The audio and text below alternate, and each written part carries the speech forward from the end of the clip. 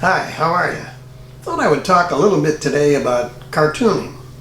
I belong to a Facebook group called True Lies, autobiographical comics drawn from real life. And the group, I don't have to do one every day, but a lot of people do, and I would like to do one every day.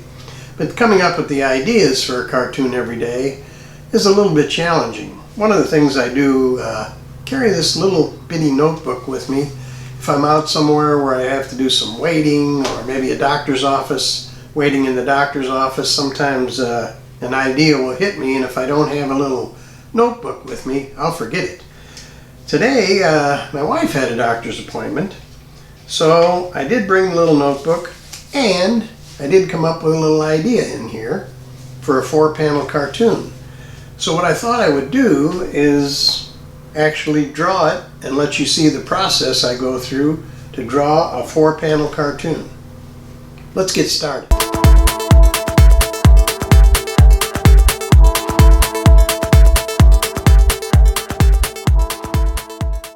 Now the first thing I do, before I even have an idea, I'll take my sheet of paper, and if you can see the pencil on here, it's supposed to be very light, maybe hard to see on the camera, I'm not sure, but I will make 6 panels on this piece of paper. If I come up with an idea for a 4-panel cartoon, it's very easy to erase the other 2 panels down here because I did them in very light pencil. Same if I only do a 2-panel cartoon, same principle, I can erase the other panels and you can't see them. But today I've got a 4-panel cartoon I want to do, so let's get started. Let me show you what I do. I'll start out with probably the lettering, draw the cartoon itself, and I'll draw all 4 panels in pencil before we start inking.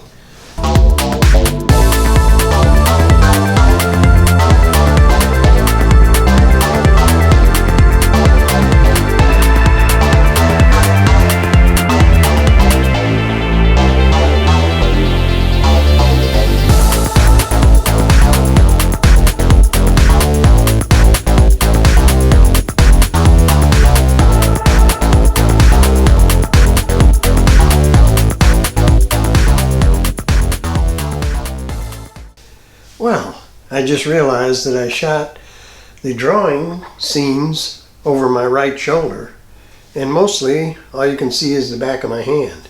Now if you're interested in the back of my hand, this is great. Otherwise, I don't know, maybe you want to fast forward through some of that. You can see some of the drawing, but it would have been much better had I done it over my left shoulder. Anyway, that's the way it goes when you're making videos.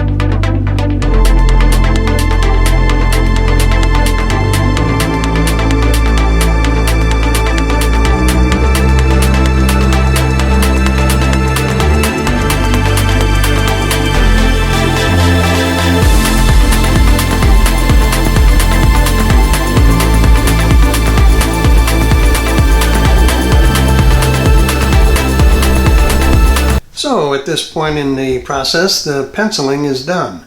Now I'm going to start the inking.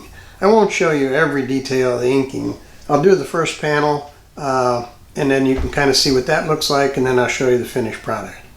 Okay, now here's the first panel, all inked. I've already erased the pencil lines, and that is a finished first panel. Now I thought I'd show you what I used to do this with. The pencil that I use is a mechanical pencil with a number 9 lead. It's actually 9mm lead. The inking, the first thing I do is the lettering, and I do that with a Micron number 5 drawing pen. Looks like this, somewhat. To outline the balloon that the lettering is in, I use a Papermate Flare. Works pretty good for that. It has just a little thicker line to it than the lettering. Then when I do the black part of the cat and that kind of thing, I normally would probably use a Sharpie, but this particular one is running out of ink. So I switched over to a Max Pen Ultramark, like this, and basically the same thing as a Sharpie, but that's what I used for this. Now I'm going to ink the rest of the page, and I'll show you the completed cartoon when I get that finished. Okay, now here's the finished cartoon. Not sure how well this will show up on video, but take a look at it. And I'm going to put a link to the True Lies Facebook page down in the description, so you can see artwork by all the cartoonists that belong to the group. Now the last thing I wanted to show you were these Faber-Castell markers that are shades of gray. These come in very handy if you want to do a little shading or anything like that. And if you can see here, they're all different shades of gray only, which is perfect for black and white cartooning.